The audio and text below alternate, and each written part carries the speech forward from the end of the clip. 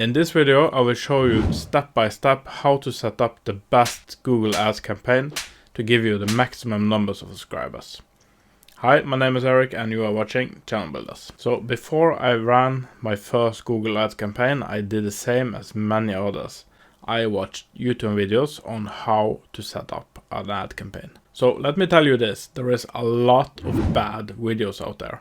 So in this video, I will go through the process step by step to give you the best settings for the most subscribers. And I will also tell you why you need to choose those settings. So I will not go into a lot of details about what everything in Google Ads is, because there is a lot. And that would make this video far too big. So when you open Google Ads, the first thing you are going to do is hit the new campaign button. Then choose create a campaign without a goal guidance. And on the next window, choose video. And then choose the custom video campaign and continue. Now the first thing that you are going to do is choose a campaign name. You can use the default name, but I would advise you to give it a custom name so you recognize your campaign, especially if you are planning on running more than one. The next window, you need to add the budget. How much do you want to use on your campaign? Afterwards, hit the end date. Now, I would recommend that you run the campaign for at least a week, but you can also run it for longer. And afterwards, you're going to scroll down until you find location. In this field, you can select the target location. You can also choose to exclude countries where you do not want your ads to run. Next, you need to type in the language. Now, I would suggest that you leave it in English if your video language are in English. But if you, for instance, are speaking Swedish, then you should enter Swedish. The next window you're going to do something about is the demographics. Now here you can choose whether you want to advertise for male, female or unknown, age, parental status or household income. So you need to know your audience, and the reason for that is because if you target people that aren't interested in your videos or your channel, then you are wasting your money. Go into YouTube Analytics and have a look at the audience. Who is watching? How old are they? Are they male or female? Are they young? Are they old? You need to know all of this. So let us say that your channel is about new parents. Then probably your audience isn't above 65.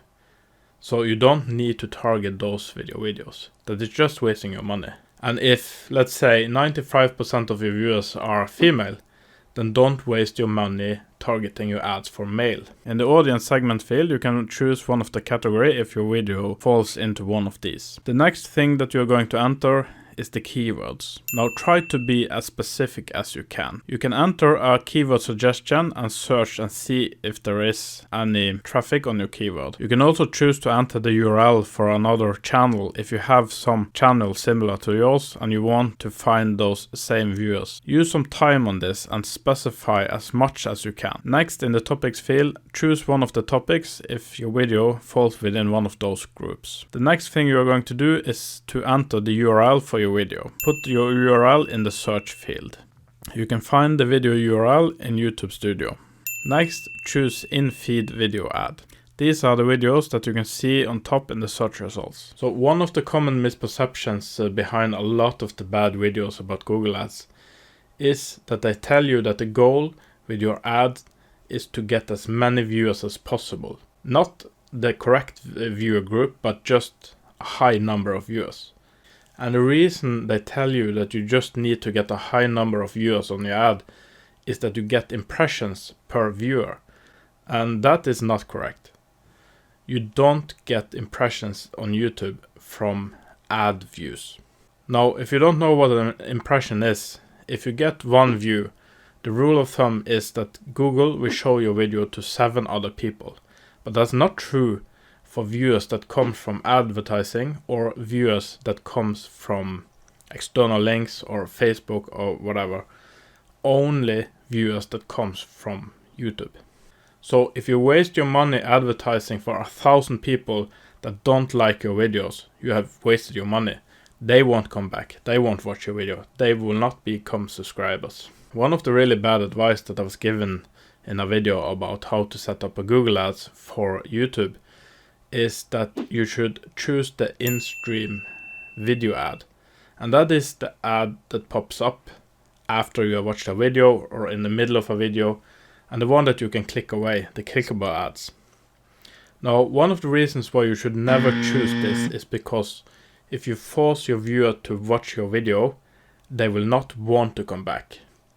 Now, if you have to choose between a task that you want to do or the same task that somebody is forcing you to do, then what would you be happier with?